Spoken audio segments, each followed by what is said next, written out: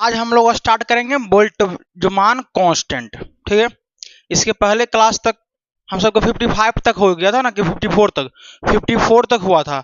अब इसके बाद आएगा डायमेंशन में ही 55, यानी कि 55 नंबर में कौन सा है। ठीक है, 55 नंबर में है Boltzmann constant. Boltzmann constant. Boltzmann constant होता क्या है, पहले इसको समझेंगे। ठीक है, बोल्ट्जमान कांस्टेंट जैसे आपको बताया थे यूनिवर्सल गैस कांस्टेंट बताए थे ना, सेम एज बोल्ट्जमान कांस्टेंट भी है।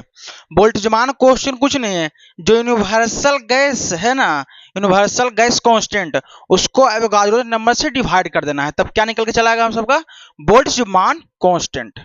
बोल्ट्जमान कांस्टेंट को पहले लिखते हैं, डिनोट करते हैं के से। इट इज डिनोटेड बाई के। ठीक है, के से लिखा रहेगा। ठीक है, कौन, बोल्ट्जमान कांस्टेंट। बोल्ट्जमान कांस्टेंट होता पहले क्या, ये समझेंगे। बोल्ट्जमान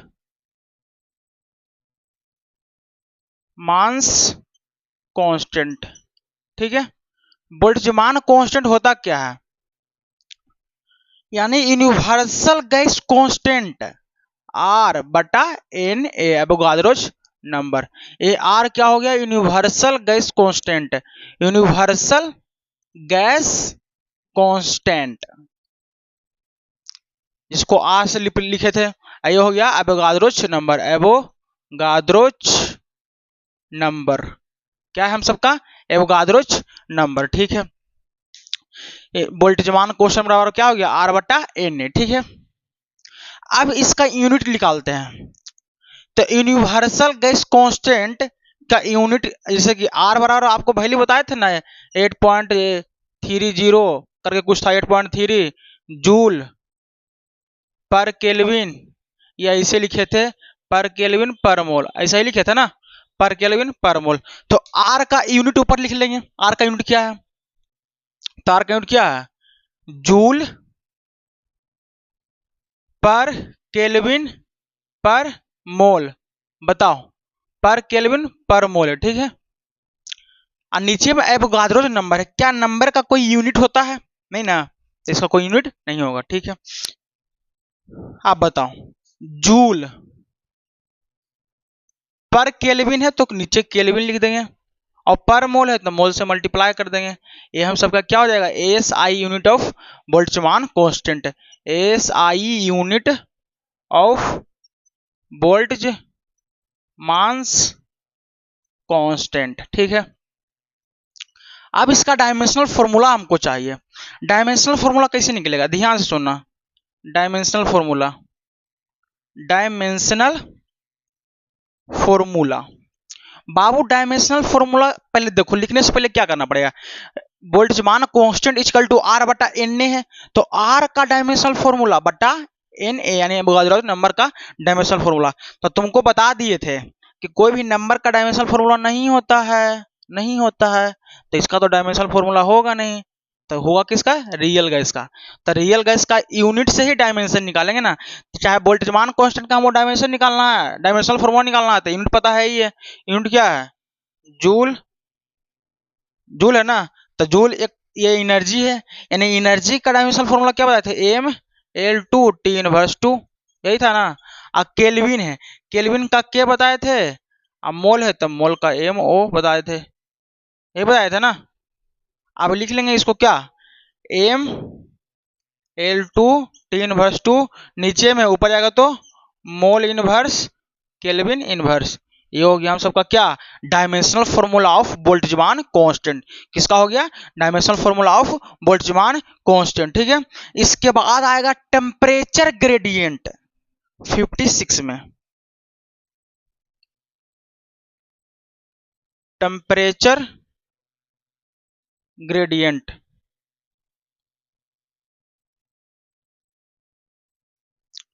टेम्परेचर ग्रेडियंट क्या हुआ था, होता है, पहले ये समझेंगे। आपको बताए थे वेलोसिटी ग्रेडियंट, बताए थे ना। वेलोसिटी ग्रेडियंट में क्या था, वेलोसिटी बाय टाइम, यानी change in velocity by change in length, sorry time नहीं length, change in velocity by change in length को ही क्या कहते हैं, वेलोसिटी ग्रेडियंट। तो यहाँ पे टेम्परेचर है, तो टेम्परेचर ग्रेडियंट में क्या होगा, change in temperature by change in length. समझ आ रहा है, यहाँ टेम्परेचर हो गया तो temperature, change in temperature by change in length. वहां पे था वेलोसिटी ग्रेडियंट, तो change in velocity by change in length. तो हम इसको लिखेंगे क्या चीज ग्रेडियंट में,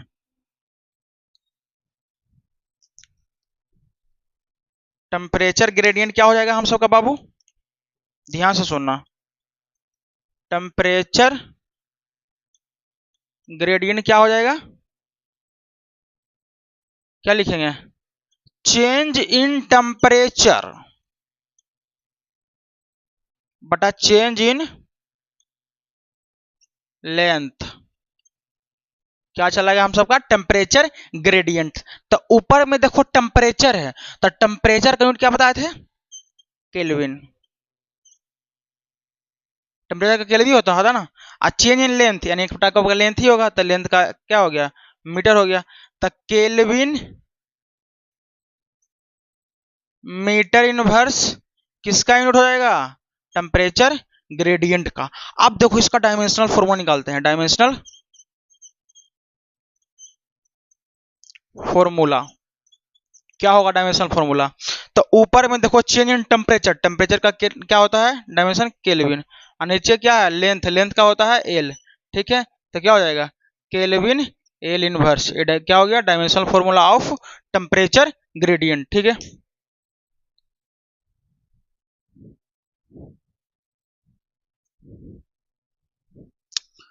हम सबका टेम्परेचर ग्रेडियंट खत्म हुआ बाबू। इसके बाद आएगा हीट करेंट। बोलेगा सर करेंट का तो नाम सुने हैं लेकिन हीट करेंट का नाम पहली बार सुन रहे हैं, क्या पढ़ा रहे हैं सर आप, बेवकूफ, जो भी पढ़ा रहे हैं सही पढ़ा रहे हैं, ठीक है।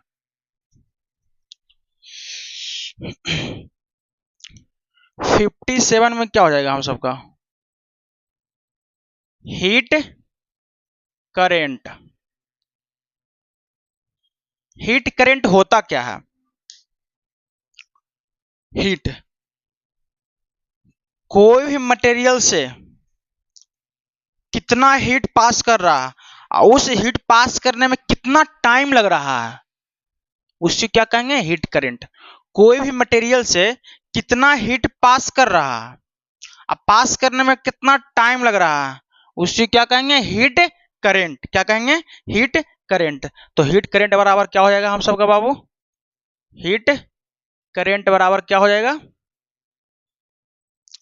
हीट बाय टाइम, क्या हो जाएगा हीट बाय टाइम हो जाएगा, क्या हो जाएगा हीट बाय टाइम हो जाएगा, ठीक है। तो हीट तो एक टाइप का एनर्जी होता है, बता दिए थे, हीट एक टाइप का क्या होता है एनर्जी होता है। तो एनर्जी का यूनिट क्या होता है जूल, और टाइम का क्या होता है सेकेंड। तो जूल पर सेकेंड किसका ए साइन हो जाएगा, हीट करेंट का, हीट करेंट का, ठीक है। तो S I unit of heat current, S I unit of heat current क्या हो जाएगा जूल पर सेकेंड। अब इसका डायमेंशनल फॉर्मूला निकालते हैं, क्या निकालते हैं डायमेंशनल फॉर्मूला। डायमेंशनल फॉर्मूला होगा क्या पहले बाबू, ऊपर में हीट है, हीट यानी एनर्जी है, तो एनर्जी का डायमेंशनल फॉर्मूला कितना होता है ml2 t इनवर्स 2 एनर्जी का, और नीचे में क्या है टाइम है, टाइम का क्या होता है t होता है, ये हो गया हम सबका। अब देखो इसको लिखते हैं डायमेंशनल फॉर्मूला, तो क्या हो जाएगा एम, एम के एम लिखा जाएगा, L2 है तो L2 लिखा जाएगा, नीचे में प्लस में, ऊपर जाएगा तो माइनस में, और T2 माइनस में और -1 यानी कि -3 हो जाएगा, T -3। ये हो गया हम सबका क्या dimensional formula of heat current, क्या हो गया हीट करेंट का डायमेंशनल फॉर्मूला हो गया, समझ में आया। इसके बाद आएगा थर्मल रेजिस्टेंस। बोलेगा सर 10th क्लास में रेजिस्टेंस का तो नाम सुने थे, ये थर्मल रेजिस्टेंस कहां से आ गया, थर्मल रेजिस्टेंस अभी तो शुरू हुआ है, अभी 11th क्लास, थर्मल रेजिस्टेंस।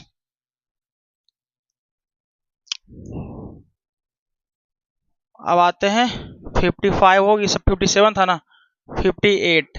58 में thermal resistance, thermal resistance. Thermal resistance होता पहले क्या है बाबू?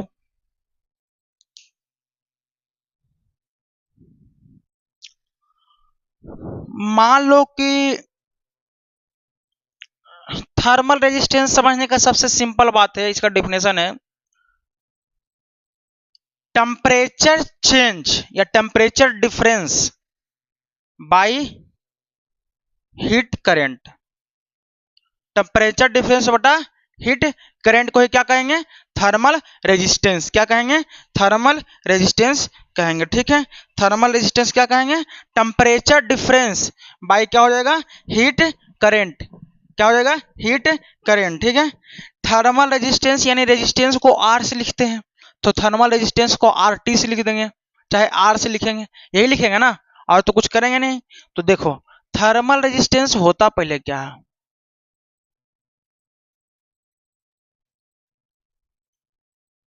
टेम्परेचर डिफरेंस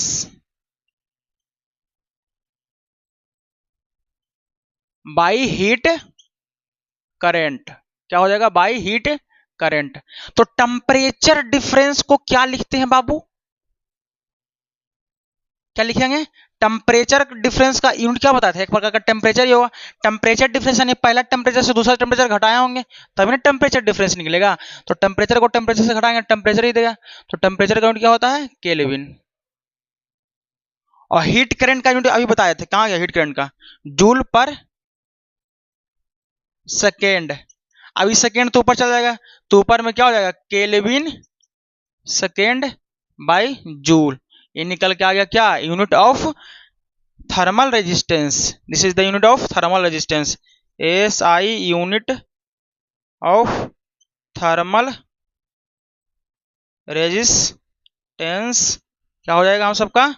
केल्विन सेकेंड पर जूल। ठीक है, अब इसका डायमेंशन निकालना भी जरूरी है। डायमेंशनल फॉर्मूला होगा क्या?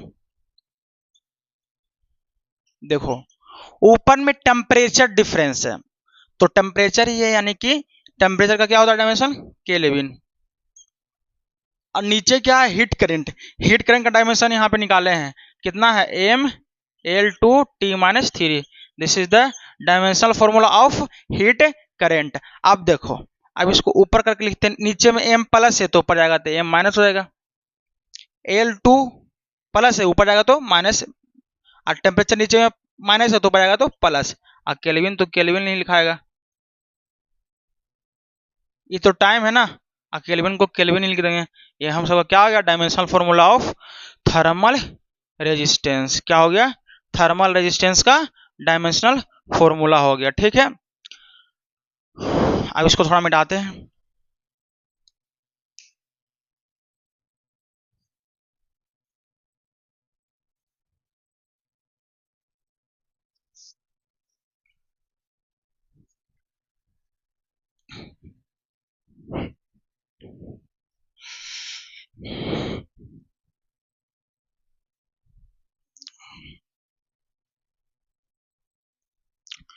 अब इसको जानने से पहले एक चीज जानना बहुत जरूरी है, इसके आगे बढ़ने से पहले। ठीक है, हम लोग का हो गया 58 तक ना हो गया था।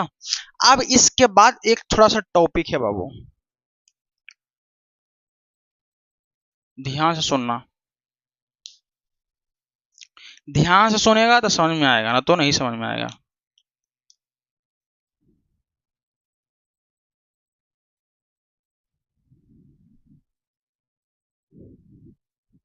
छोटा सा बनाते हैं।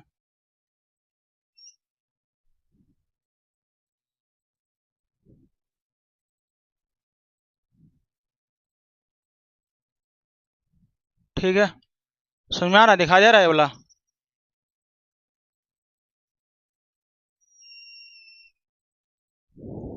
ठीक है, यहाँ पे टेम्परेचर मान लो कि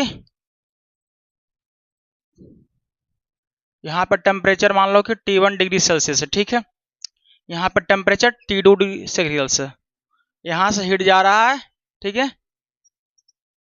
इसका लेंथ मान लो कितना है, L है। तो हीट इधर से T1 डिग्री सेल्सियस से किधर जा रहा है, T2 डिग्री सेल्सियस से, यानी T1 डिग्री सेल्सियस यानी हायर टेम्परेचर उधर होगा, यानी हायर से ना लोअर जाएगा। ज्यादा हीट है, मतलब कि कोई ऑब्जेक्ट कम हीट है, एगो ज्यादा हीट है, तो ज्यादा से ना कम तरफ जाएगा। तो यहाँ पे क्या समझेंगे, यानी कि T1 डिग्री सेल्सियस ज्यादा हीट है किससे, T2 डिग्री सेल्सियस से। समझाया, इस पार्ट से ज्यादा इस पार्ट हीट है, तो इससे ज्यादा इसमें क्या होगा, T1 से ट्रांसफर होगा, T2 में हीट ट्रांसफर होगा। अब मान लो इसका एक क्रॉस सेक्शन एरिया होता होगा, क्या है, cross section area. Cross section area कितना है, ए है, कितना है, ए है, ठीक है। कोई दिक्कत है, तो इसमें थोड़ा समझना, जो हीट करंट है ना, हीट करंट वो डायरेक्टली प्रोपोर्शनल है एरिया के, किसका, एरिया का, ठीक है। दूसरा, इसको इक्वेशन फर्स्ट मान लेते हैं, हीट करंट है जो इनवर्सली प्रोपोर्शनल है लेंथ का, किसका, लेंथ का, ठीक है। ये भी मान लिए सर। फिर हीट करंट डायरेक्टली प्रोपोर्शनल है, जितना ज्यादा टेम्परेचर बढ़ेगा हीट करंट बढ़ेगा। तो heat current directly proportional temperature difference का, यानी T1 degree Celsius minus T1 minus T2, ठीक है। बड़का में शॉर्टकट आएगा ना, T1 माइनस T2 का, ठीक है। ये तुम्हारा हो गया थर्ड इक्वेशन। हीट करंट, जो हीट करंट है वो डायरेक्टली प्रोपोर्शनल किसका है, एरिया का। जितना एरिया ज्यादा रहेगा उससे ज्यादा हीट पास करेगा, तो हीट करंट बढ़ेगा कब, जब एरिया बढ़ेगा। तो दूसरा, लेंथ ज्यादा होने के कारण हीट करंट कम जाएगा, अगर लेंथ बढ़ेगा तो हीट करंट घट जाएगा, अगर लेंथ घटेगा तो हीट करंट बढ़ जाएगा। और दूसरा क्या है, heat current directly proportional temperature difference का, यानी कि T1 माइनस T2 अगर बढ़ेगा तो हीट करंट भी बढ़ेगा। अब from equation first and second,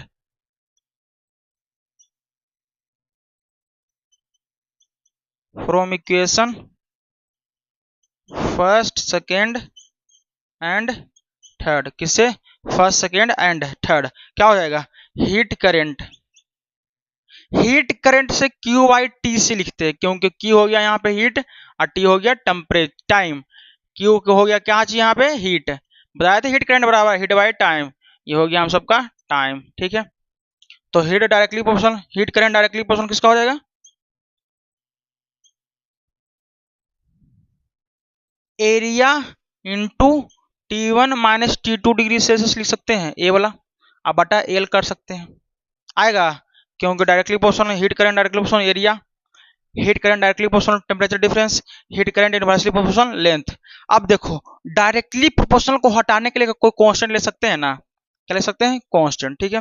heat current को हम लोग क्या लिख सकते हैं, Q बाई टी, क्या लिख सकते हैं, Q बाई टी।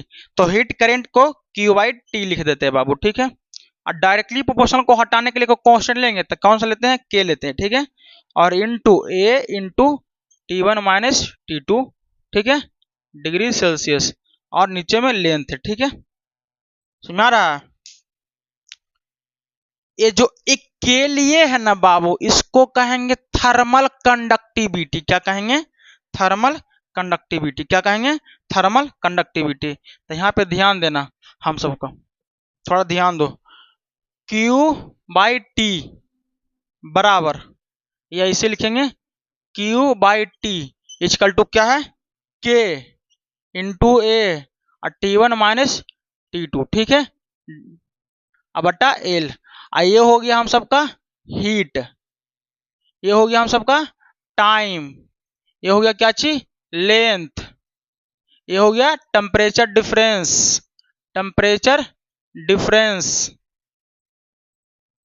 ये हो गया एरिया, क्या हो गया, एरिया, ये हो गया थर्मल कंडक्टिविटी, थर्मल कंडक्टिविटी। तो अब आएंगे 59 में थर्मल कंडक्टिविटी में, किस में आएंगे 59 में थर्मल कंडक्टिविटी, क्या आएंगे थर्मल कंडक्टिविटी। थर्मल कंडक्टिविटी का फॉर्मूला कैसे निकालेंगे, हमको ए का इसका के का वैल्यू निकालना है, ठीक है। तो के इधर है, क्यू बाई टी है, तो एल को इधर कर देंगे, गुणा में चलेगा, आई दोनों को भागा में कर देंगे, A into T minus T two कर देंगे, भागा में गुणा में चलेगा, मल्टीप्लीकेशन में एक, ठीक है।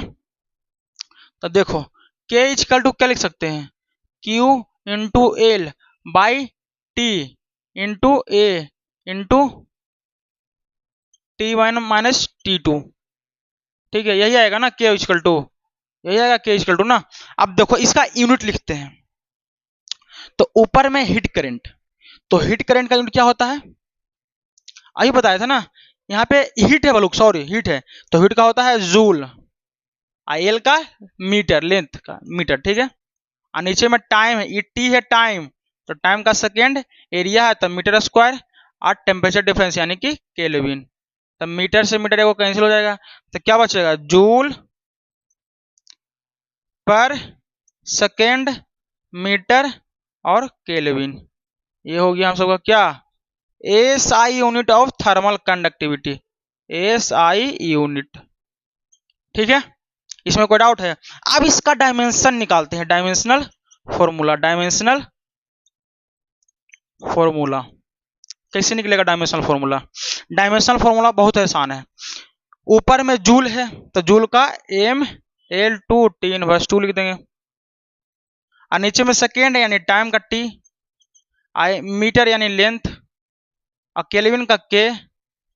अब देखो अब इसको ऊपर करते हैं, लिखते हैं, तो एम है तो एम ही लिखा जाएगा, एल टू इधर ऊपर में एक एल नीचे में है तो एगो तो कैंसिल हो जाएगा, तो ऊपर एल लिखा जाएगा, और टी माइनस टू है तो माइनस एगो टी नीचे है प्लस में है तो ऊपर जाएगा तो माइनस में, तो टी माइनस थ्री हो जाएगा, और केल्विन इनवर्स हो जाएगा।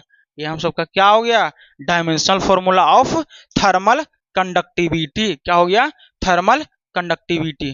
समझ में आया, इसमें किसी को डाउट है, थर्मल कंडक्टिविटी का डायमेंशनल फॉर्मूला है, ठीक है। आगे बढ़ते हैं,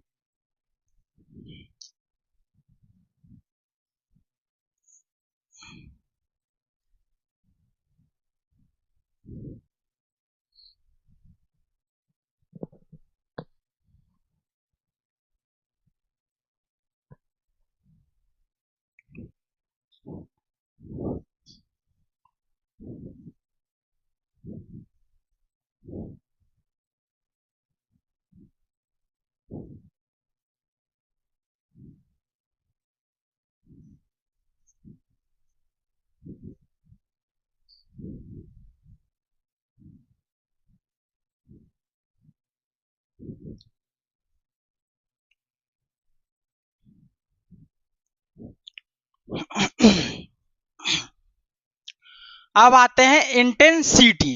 इंटेंसिटी क्या होता है,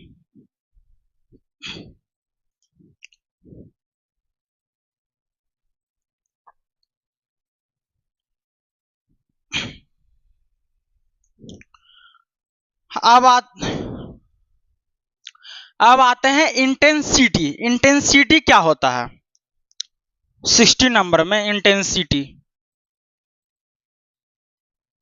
इंटेंसिटी, ठीक है। इंटेंसिटी समझने से पहले एक चीज समझना, मान लो कोई क्रॉस सेक्शन एरिया है, चाहे मान लो एक यहाँ पे साउंड लगा हुआ है जिससे म्यूजिक सुनते हैं, ठीक है, इस प्रकार से होता है, ठीक है, यही होता है ना, लगा रहता है माइक वगैरह यहाँ पे, ठीक है, लगा हुआ है, ठीक है, इसका क्रॉस सेक्शन एरिया है ए हेड। समझना तुम सब, ये एक स्पीकर है, क्या है स्पीकर है,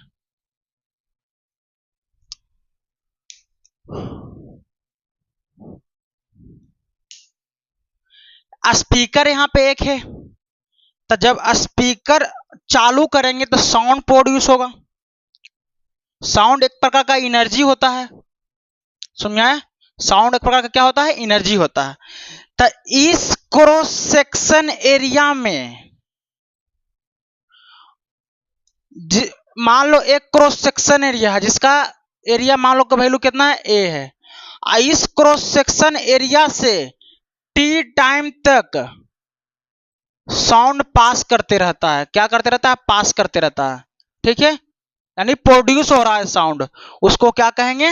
इंटेंसिटी। किसी भी क्रॉस सेक्शन एरिया से टी टाइम में जो साउंड प्रोड्यूस हो रहा है उसको कहेंगे क्या? इंटेंसिटी। क्या कहेंगे? इंटेंसिटी। तो यहां से मान लो साउंड निकल रहा है बाहर की तरफ जिसका क्रॉस सेक्शन एरिया ए है, तो साउंड बोले तुरंत निकल गया? निकलने तक तो टाइम लगता होगा ना। मान लो टाइम कितना? टी। उसी को क्या कहेंगे? इंटेंसिटी। किसी भी सरफेस एरिया से टी टाइम तक जो साउंड एनर्जी प्रोड्यूस होता है या एनर्जी, उसको क्या कहेंगे? इंटेंसिटी। ठीक है,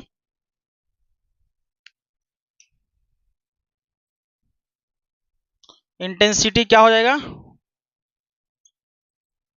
इंटेंसिटी को रिप्रेजेंट करते हैं, यहां डिनोट करता है, it is denoted by small E. ठीक है, इंटेंसिटी क्या हो जाएगा? जूल एनर्जी का, यानी कि ऐसे लिखेंगे energy by area into time. ये क्या हो जाएगा? इंटेंसिटी। ठीक है, इस क्रॉस सेक्शन एरिया से टी टाइम में जो एनर्जी पास करेगा उसी क्या कहेंगे? इंटेंसिटी। तो इंटेंसिटी का यूनिट लिखेंगे, ऊपर में एनर्जी, एनर्जी का यूनिट क्या होता है? जूल। नीचे में एरिया है, एरिया का क्या होता है? Meter square. और टाइम है, टाइम का सेकेंड, तो joule per meter square per second को ही क्या कहेंगे? S I unit of intensity. क्या कहेंगे? इंटेंसिटी का एस आई यूनिट। अब इसका डायमेंशनल फॉर्मूला निकालते हैं। क्या निकालते हैं?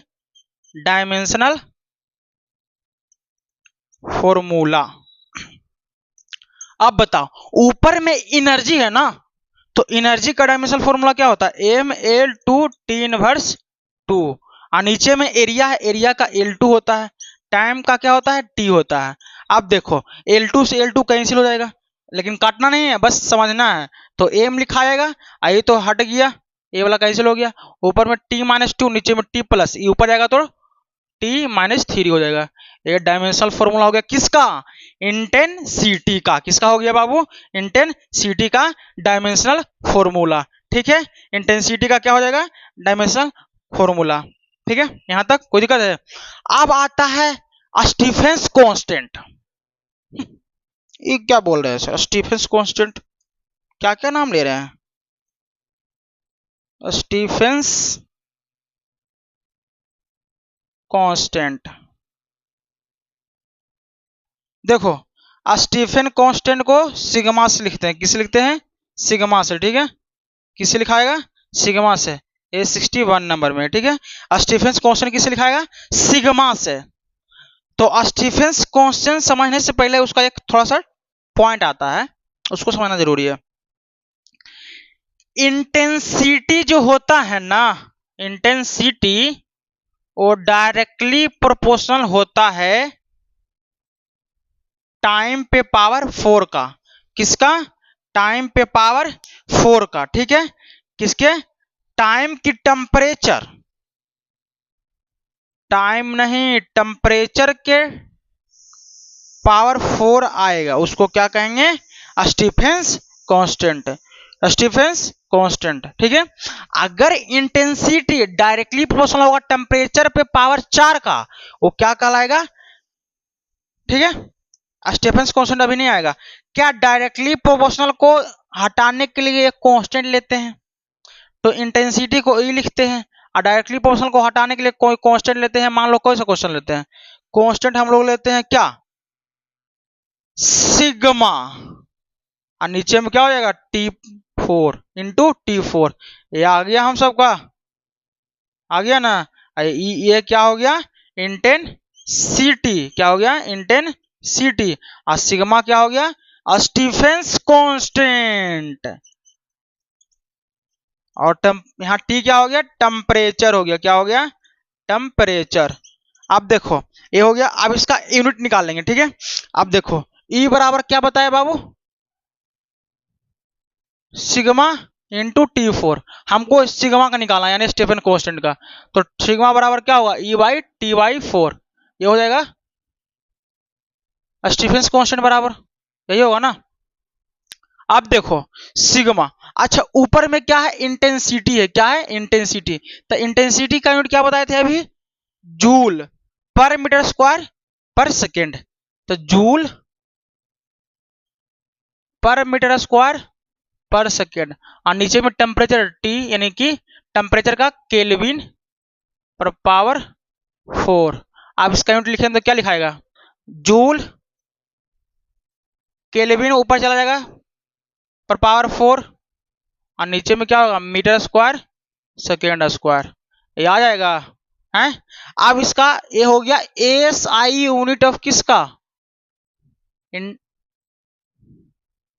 स्टीफन कांस्टेंट का।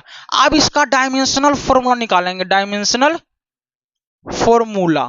डायमेंशनल फॉर्मूला होगा क्या बाबू, ऊपर में क्या है इंटेंसिटी है, तो इंटेंसिटी का डायमेंशनल फॉर्मूला निकाल लिए थे, MT3 माइनस 3 MT माइनस 3, और नीचे में क्या है, नीचे में क्या है टेम्परेचर है, तो टेम्परेचर पावर 4 यानी केल्विन पर पावर 4 हो जाएगा। अब देखो क्या लिखाएगा, M और T है, T माइनस 3 और केल्विन पर माइनस 4 हो जाएगा। ये हो जाएगा हम सब क्या, dimensional formula of Stefan constant. किसका हो जाएगा, स्टीफन कांस्टेंट का डायमेंशनल फॉर्मूला हो जाएगा। ठीक है, यहां तो कोई दिक्कत है नहीं ना। अब देखो 61 हो गया, अब आते हैं 62 पे। 62 हो जाएगा इंट्रोपी, क्या हो जाएगा इंट्रोपी। इंट्रोपी क्या होता है, इंट्रोपी हीट बाय टेम्परेचर को कहते हैं इंट्रोपी। इंट्रोपी का ज्यादा यूज होगा हम सबका फिजिक्स का एक पार्ट है केटीजी, केटीजी ठीक है, एक केटीजी में यूज होगा, और केमिस्ट्री में जो होगा थर्मोडायनेमिक्स करके एक 11 क्लास में चैप्टर उसमें आएगा। ठीक है, इंट्रोपी का काम आएगा। तो इंट्रोपी पहले होता क्या है ये समझो, इंट्रोपी होता है हम सबका हीट बाय टेम्परेचर। क्या होता है, हीट बाय टेम्परेचर। ठीक है, तो हीट है तो हीट का यूनिट क्या हो जाएगा, जूल, और टेम्परेचर क्या हो जाएगा, केल्विन। ये हो जाएगा ना, तो जूल पर केल्विन किसका स्टैंड हो जाएगा, इंट्रोपी का। अब इसका डायमेंशनल फॉर्मूला निकालते हैं, क्या निकालते हैं, डायमेंशनल फॉर्मूला। क्या हो जाएगा dimensional formula, joule M L 2 T−2, और नीचे में केल्विन है तो केल्विन -1 हो जाएगा। This is dimensional formula of entropy. किसका हो जाएगा, इंट्रोपी का। अब आते हैं 63 में, wins constant. Wins constant, wins constant को बी से लिखते हैं। ठीक है, किससे लिखते हैं, विन्स कांस्टेंट होता क्या है, देखो जो वेवलेंथ होता है ना वो डायरेक्टली प्रोपोर्शनल होता है किसका, टेम्परेचर का कि टाइम का, टेम्परेचर का कि टाइम का होता है, टेम्परेचर का होता है। किसका होता है, टेम्परेचर का। जो बीन्स कांस्टेंट है ना, इसमें पहले समझो, उसको लिखने से पहले एक चीज समझो, वेवलेंथ जो लेमडा है वो डायरेक्टली प्रोपोर्शनल किसका होता है कि इनवर्सली प्रोपोर्शनल, इनवर्सली प्रोपोर्शनल होता है टेम्परेचर का। ठीक है, तो यह इनवर्सली प्रोपोर्शनल हटाने के लिए कोई कांस्टेंट लेंगे ना, तो लेमडा बराबर बी बटा T, this is called equation. यह हो गया वेवलेंथ, लेमडा क्या हो गया, वेवलेंथ। अब बी क्या हो गया, बीन्स कांस्टेंट, आई टी क्या हो गया, टेम्परेचर। समझ में आया। अब इसका यूनिट लिखते हैं। अच्छा लेमडा बराबर B/T है, तो B बराबर क्या हो जाएगा, लेमडा इंटू टी हो जाएगा, ये ना होगा। अब देखो B का यूनिट लिखते हैं, B है ना बीन कांस्टेंट है, तो B का यूनिट क्या हो जाएगा, लेमडा का क्या होता है मीटर यानी कि वेवलेंथ का, और टेम्परेचर का केल्विन, तो मीटर केल्विन किसका एसआई हो जाएगा, बीन्स कांस्टेंट का एसआई यूनिट। ठीक है, अब देखो हम इसका डायमेंशनल फॉर्मूला लिखते हैं, डायमेंशनल डायमेंशनल डी, अब फॉर्मूला को एफ लिखते हैं। ठीक है, तो डायमेंशनल फॉर्मूला कितना होगा, मीटर है, मीटर का लेल इनटू केल्विन का के ही लिखाएगा, तो क्या हो जाएगा एल केल्विन लिखाएगा, dimensional formula of Wien's constant किसका लिखाएगा, विन्स कांस्टेंट का डायमेंशनल फॉर्मूला। ठीक है, अब हम लोग आगे बढ़ते हैं, 64 पे। किस पे बढ़ते हैं, 64 पे। 64 में आता है चार्ज। क्या आता है, चार्ज। ठीक है, चार्ज क्या होता है, ठीक है, चार्ज को पहले लिखते हैं, रिप्रेजेंट करते हैं क्यू से। ठीक है, किस लिखते हैं, क्यू से। तो आप लोग कभी पढ़े होंगे करंट बराबर चार्ज बाय टाइम होता है, पढ़े हैं 10 क्लास में।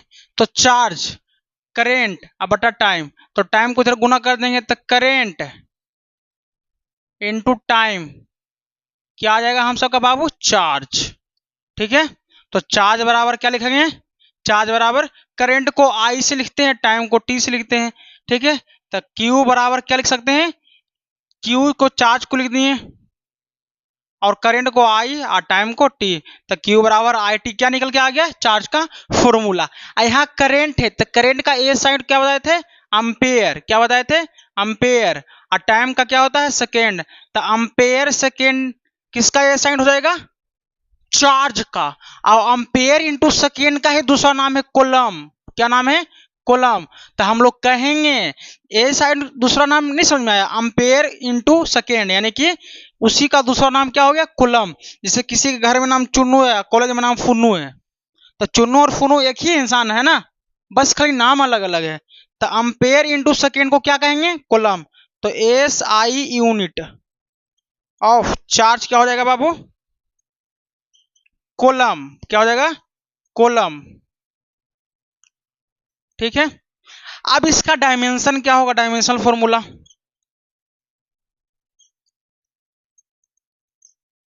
देखो करेंट है तो करेंट का ए होता है डायमेंशनल फॉर्मूला या आई, और टाइम का टी होता है। क्या होता है, टी। तो ए टी हो जाएगा डायमेंशनल फॉर्मूला किसका, चार्ज का। किसका हो जाएगा, चार्ज का डायमेंशनल फॉर्मूला। इसमें किसी को डाउट है, अब हम लोग आगे बढ़ते हैं किसमें, 65 में। 65 होता है लीनियर चार्ज डेंसिटी। क्या होता है,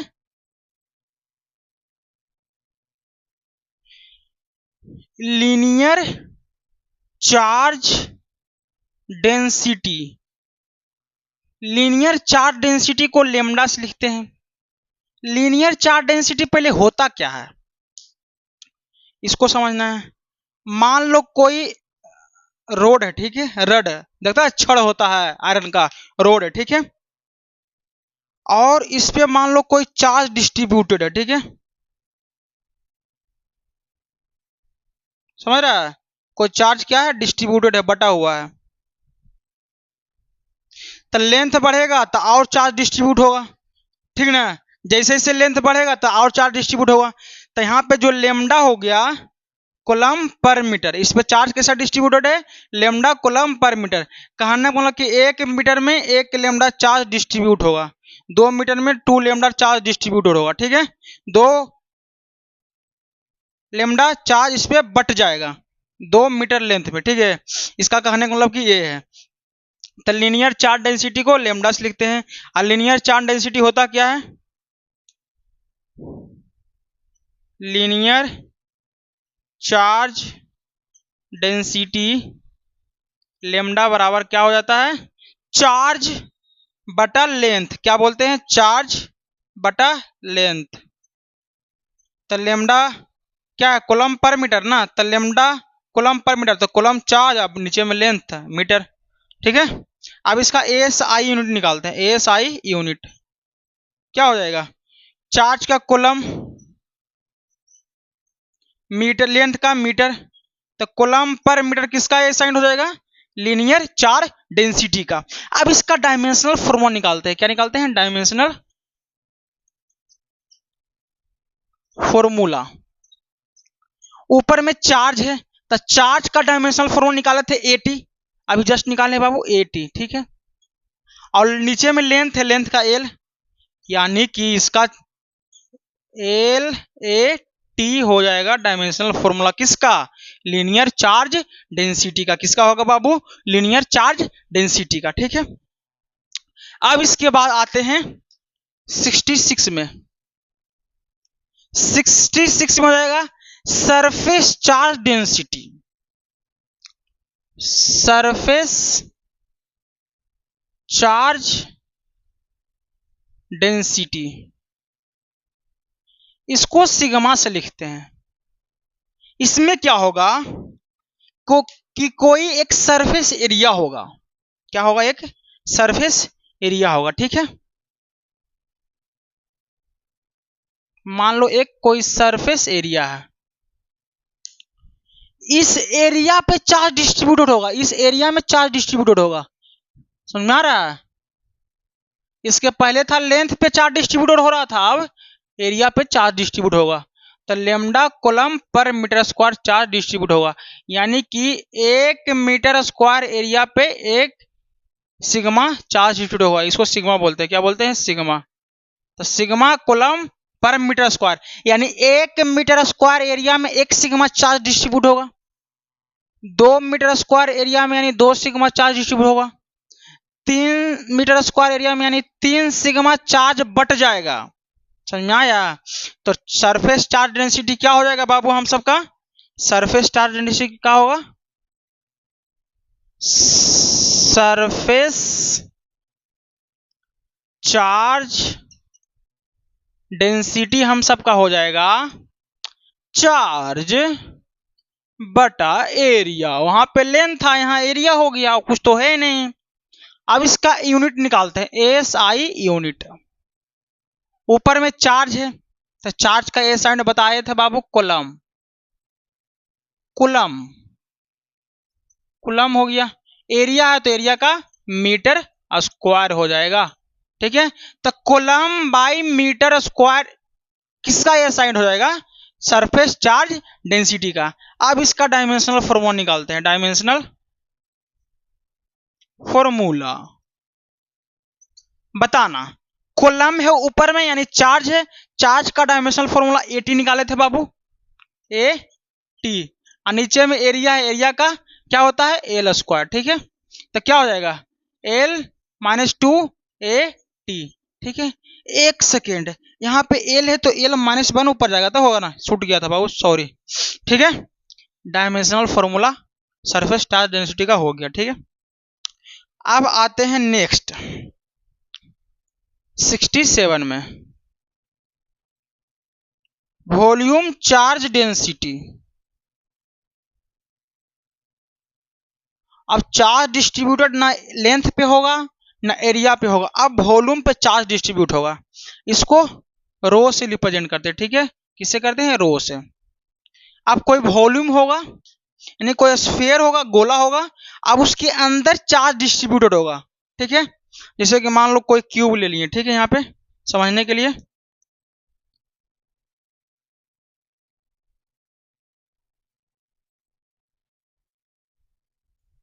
ठीक है, ये क्यूब ले लिए। ठीक है, अब इस क्यूब के अंदर चार्ज डिस्ट्रीब्यूट होगा। ठीक है,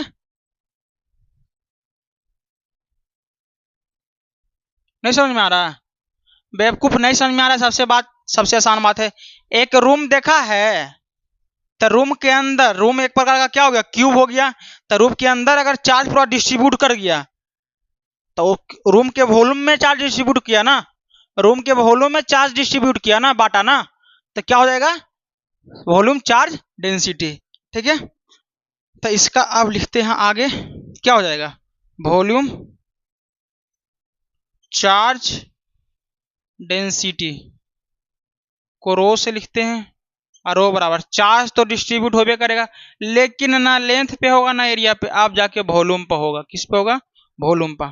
अब इसका यूनिट निकालते हैं, एस आई यूनिट। क्या हो जाएगा, ऊपर में चार्ज है तो चार्ज का ए साइड क्या होता है, कूलम। क्या होता है, कूलम। अब वॉल्यूम का होता है मीटर क्यूब, तो कूलम पर मीटर क्यूब किसका ए साइड हो जाएगा, वॉल्यूम चार्ज डेंसिटी का। किसका, वॉल्यूम चार्ज डेंसिटी का। अब इसका डायमेंशनल फॉर्मूला निकालते हैं। क्या निकालते हैं, डायमेंशनल फॉर्मूला। तो ऊपर में चार्ज है, तो चार्ज का क्या बताए थे 80, क्या बताए थे बाबू लोग 80 बताए थे। अब वॉल्यूम का क्या होता है L3, यही बताए थे ना वॉल्यूम का। अब कुछ नहीं बचा है, नीचे में L3 है तो ऊपर जाएगा तो L-3 और A और T। This is the dimensional formula of किसका, वॉल्यूम चार्ज डेंसिटी का। किसका है, वॉल्यूम चार्ज डेंसिटी का डायमेंशनल फॉर्मूला है। इसमें किसी को डाउट है कि मिटाएं इसको, मिटाते हैं, ठीक है, मिटाते हैं, ठीक है।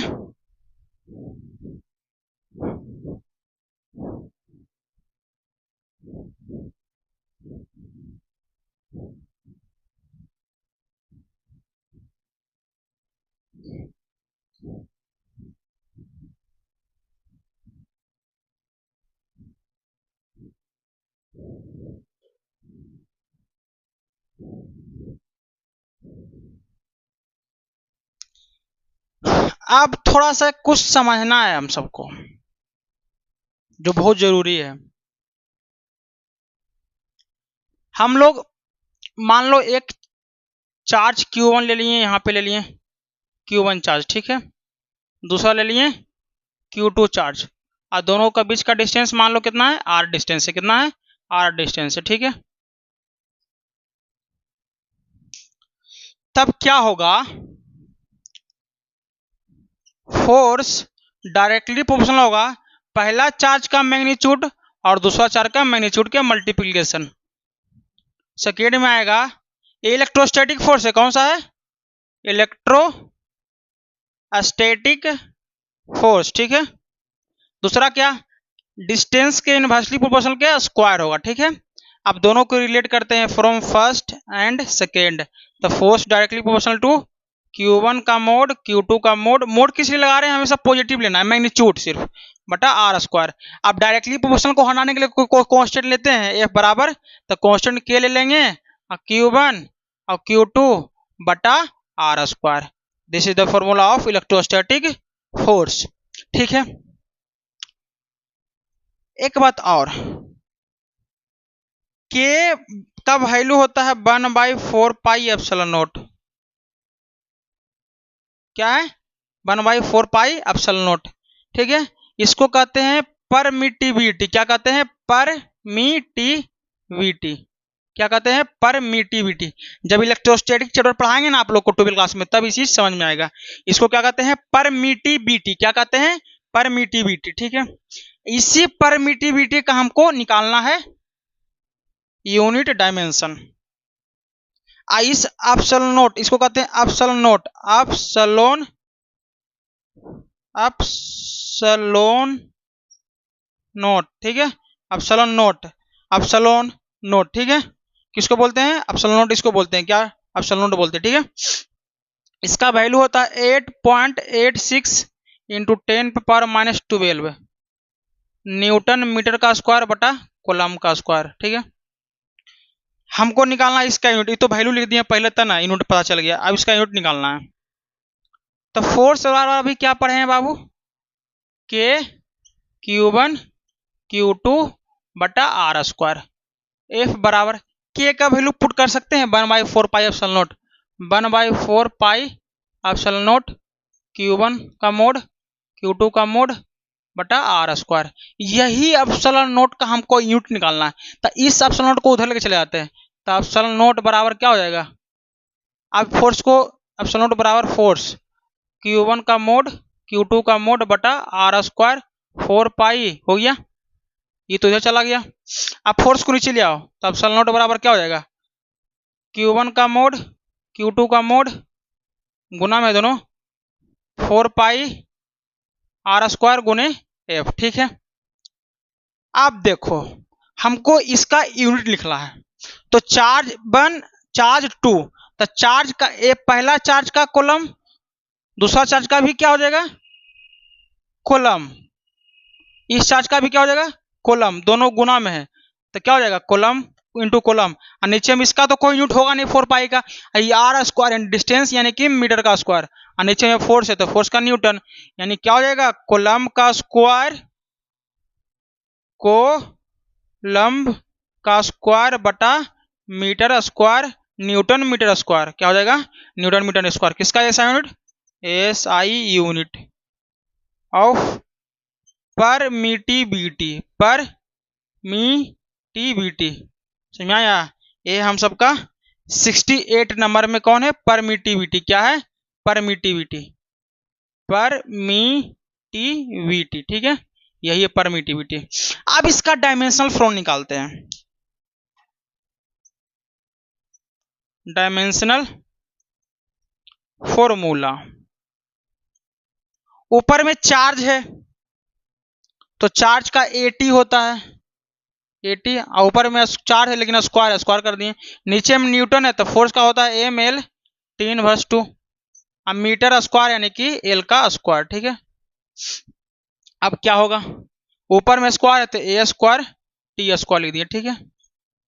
नीचे में प्लस, ऊपर जाएगा तो माइनस, तो M minus L minus T2, minus है तो प्लस आएगा, ऊपर में माइनस है इधर तो -2, ठीक है, ये हो गया।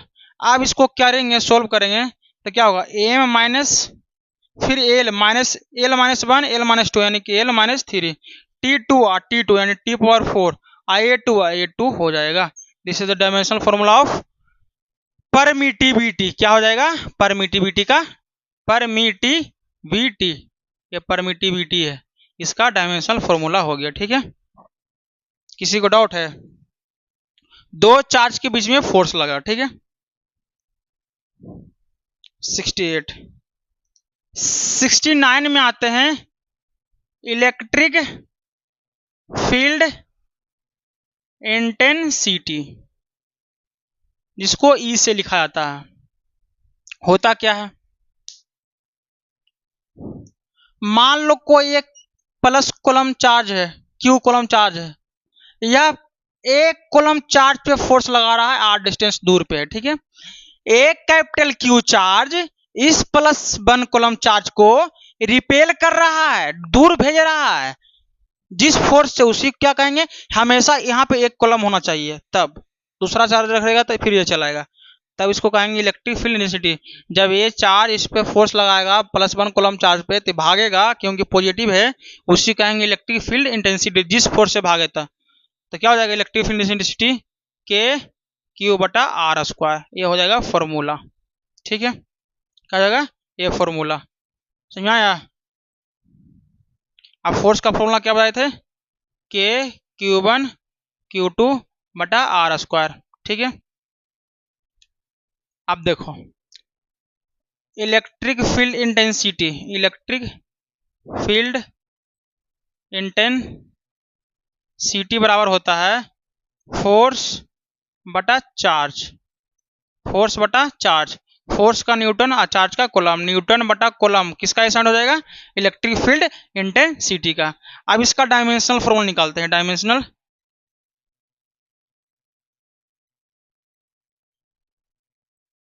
डायमेंशनल फॉर्मूला कैसे निकलेगा?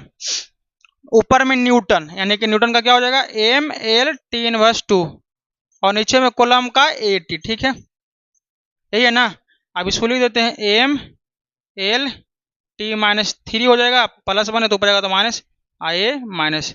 This is the dimensional formula of electric field intensity. इसका यूनिट क्या हो जाएगा? न्यूटन पर कूलम, ठीक है। यहाँ तक कोई दिक्कत है? कोई दिक्कत है?